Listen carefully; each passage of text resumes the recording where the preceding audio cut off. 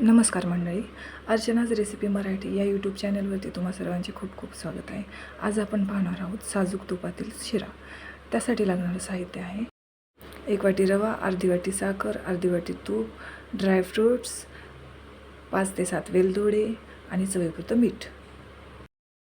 गॅसवरती कढई गरम करायला ठेवलेली होती। त्याच्यामध्ये अर्धी वाटी साजूक तूप ओतून घेतलेलं आहे। त्याच्यामध्ये 1 वाटी रवा टाकायचा आहे। रवा व्यवस्थित परतून घ्यायचा आहे।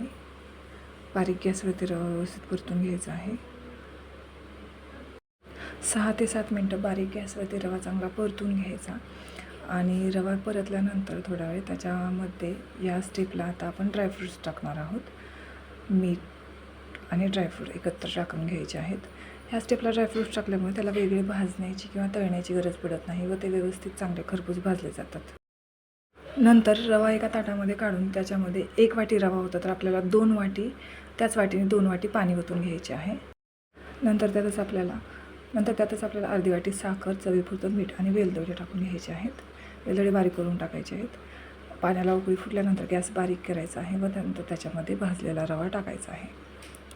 आता रवा व्यवस्थित मिक्स करून 4 ते 5 मिनटं झाकून ठेवायचं आहे। मध्येच एकदा झाकण उघडून रवा हलवून घ्यायचा आहे।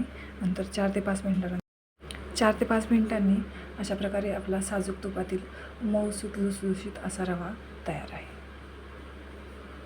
व्हिडिओ आवडल्यास लाईक, शेअर आणि सबस्क्राईब नक्की करा। व्हिडिओ पाहिल्याबद्दल खूप खूप धन्यवाद। थँक्यू।